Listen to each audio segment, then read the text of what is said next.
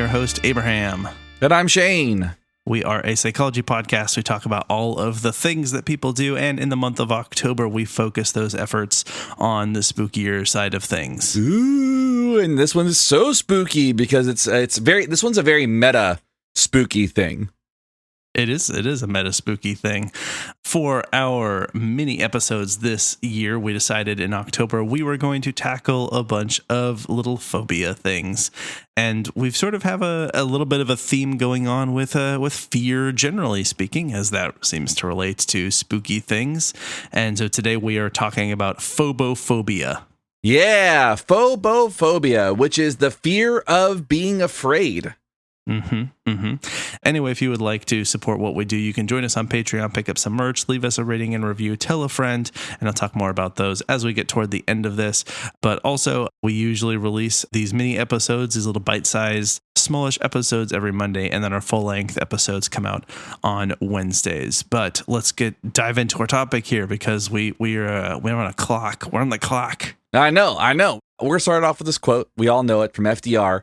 There's nothing to fear but fear itself. I'm not going to go into the entire quote, but the idea is that phobophobia is the fear of being afraid, but it doesn't necessarily mean it's the fear of being fearful.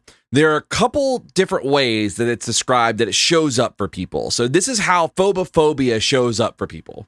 So some people are afraid of the symptoms of being afraid. When we talk about, or maybe talked about, I'm not sure when the publications are occurring here, but in our episode on fear, we talked about how the systems in our body that are activated when we're afraid include racing heart, deep breathing, like lots of things of that nature. And so that can be the thing specifically that people are afraid of, the rapid breathing, increased heart rate, dizziness, and things like that come with it.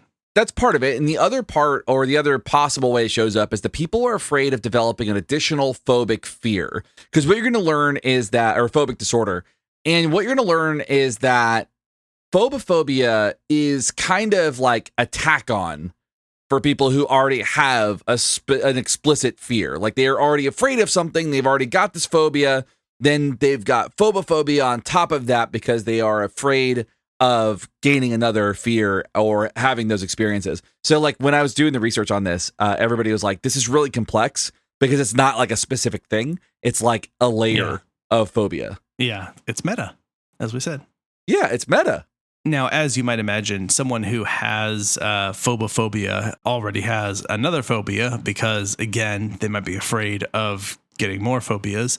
And when you have that kind of sort of fear and meta fear going on, you might expect there to be a lot of avoidance behavior, a lot of just try not to put myself in situations where I'm going to be afraid or develop more fears generally. They're going to avoid things like that are related to their other phobias or things that might trigger phobia feelings. They're going to avoid all of those things. But what makes phobophobia unique is, especially compared to other phobias, is there isn't a specific fear of a thing, like I mentioned earlier. Rather, it's the onset of symptoms related to other conditions, or the onset of a new disorder maybe triggering the condition and lead to panic attacks and avoidance. It's kind of like this. This is where I'm going to get real nerdy. So in the Green Lantern comics series, Jeff Johns wrote this series where the Green Lantern main character started having to battle with the other lanterns on the emotional spectrum. So there was the red lanterns, there was the orange lanterns, yellow lanterns, and all that. Well, throughout their exploration, they discovered the blue lanterns. The blue lanterns signify hope. Every color is like a different. Red is rage, orange is avarice, yellow is fear. Green is will. So the green lanterns, their power is willpower. And the blue lanterns have hope. Well, in the comics, hope can only work. The blue lanterns only work if there's a green lantern around. So like it's effectively useless unless there is unless like hope. They basically like I don't know if the messaging is good, but it's like hope is useless if you don't have will. I don't know. So like it's kind of that's anyway. They don't get into all that. But here you can't have phobophobia unless you already have a phobia, and that's kind of what this is like. Is like the phobophobia only ever exists as an add-on to your original phobia. All right. Well, here's an add-on to this episode in the form of an ad.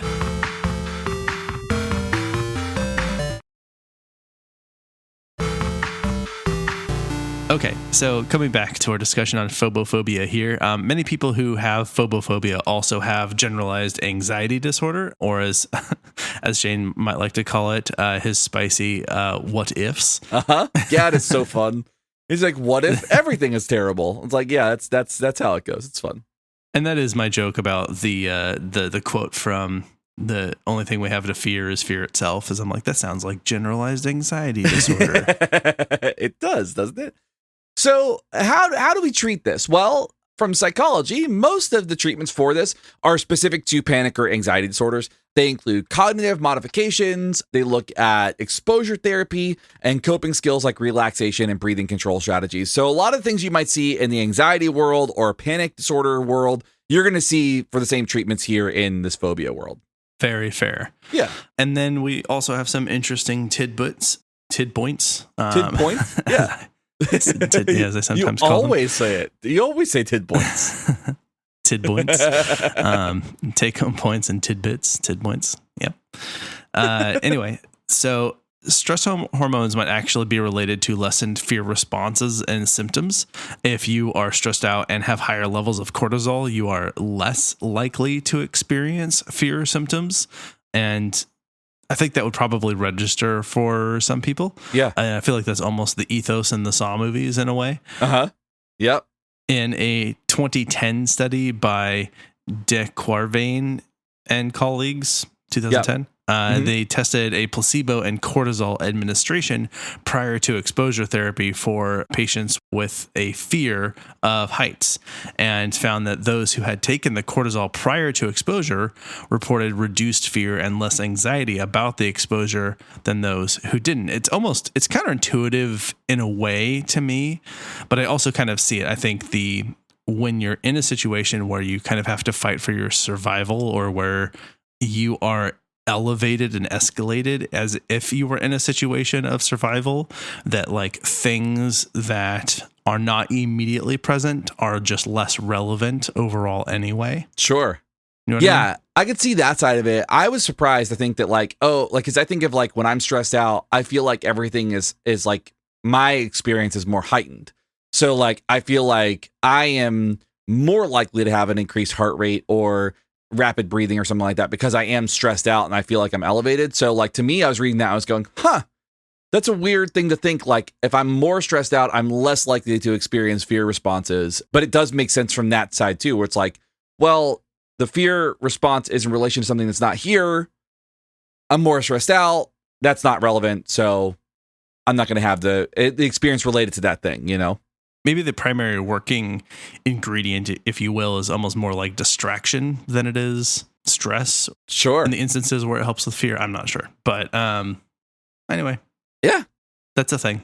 Yeah, that's the thing. It's a super interesting thing. That it was the study was cool. It was a double blind study too. So like they did some really cool stuff inside of it. Yeah.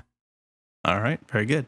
Yeah. Well, if you'd like to tell us about your phobophobia or other phobias, we'll be covering some more. You can reach us directly at info@wwd.podcast.com or on the social media platforms. We love hearing from people. Yay. You can also leave us a rating and review, like and subscribe, head to our merch store and pick up some merch, or join us on Patreon. We certainly appreciate the support if you can. But of course, if you can't do that, telling a friend is also great. Yes. But I do appreciate everyone who has joined us for this. Thank you for listening. Thank you for recording with me today, Shane. Always. And for your work on these notes. Anything you'd like to add or anything we forgot before we wrap up? Not today, no. All right. Don't fear the Reaper. This is Abraham. This is Shane. We're out. Bye.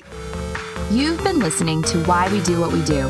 You can learn more about this and other episodes by going to www.wwdpodcast.com. Thanks for listening, and we hope you have an awesome day.